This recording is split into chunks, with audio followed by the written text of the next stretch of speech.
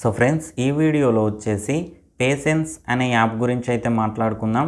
Present ఈ app ఈ 2025లో loan ఇస్తుందా లేదా, ఒకవేళ ఇచ్చినట్టయితే ఎంత నుంచి ఎంతవరకు ఇస్తూ ఉంది, ఎవరెవరికి ఇస్తూ ఉంది, ఎమర్జెన్సీ టైంలో ఈ యాప్లో మనం లోన్ తీసుకోవచ్చా లేకపోతే అవాయిడ్ చేయడం మంచిదా, ఈ యాప్లో మనం లోన్ తీసుకోవడం ద్వారా ఏమైనా ప్రాబ్లమ్స్ అనేవి ఫేస్ చేయాల్సి వస్తుందా అనేది అయితే నేను మీకు ఈ వీడియోలో ఎక్స్ప్లెయిన్ చేస్తా.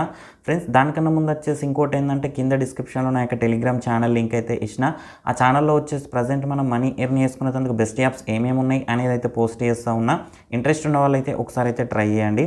ఫ్రెండ్స్ టాపిక్లోకి వెళ్ళినట్టయితే ఈ యాప్ ప్రజెంట్ చూసుకున్నట్టయితే 100లో 95% మందికి అయితే లోన్స్ అయితే ఇవ్వట్లేదు. మొత్తం అందరికి కూడా రిజెక్ట్ అయితే అయిపోతూ ఉన్నాయి.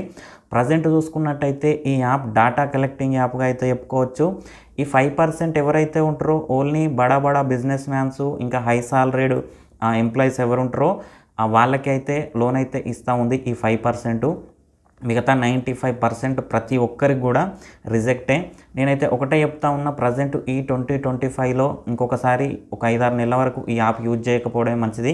సో తర్వాత వీళ్ళు ఏమన్నా అప్డేట్స్ చేసి మళ్ళీ లోన్ ఇచ్చే ప్రాసెస్ మళ్ళీ పెట్టుకుంటారు కావచ్చు. ఇప్పుడైతే డాటా కలెక్టింగ్ యాప్గా చెప్పుకోవచ్చు. లోన్ అయితే అట్టిగా ట్రై చేసి అయితే వేస్ట్ ఈ పేసెన్స్ యాప్లో. సో ఫ్రెండ్స్ ఇక ఇది ఇవాళ వీడియో. ఈ వీడియో మీకు నచ్చిందని అనుకుంటున్నా. వీడియో నచ్చితే లైక్ చేయండి, ఛానల్ సబ్స్క్రైబ్ చేయండి. ఎలాంటి డౌట్ ఉన్నా కింద కామెంట్ సెక్షన్లో తెలియజేయండి. Thank you friends, thank you so much.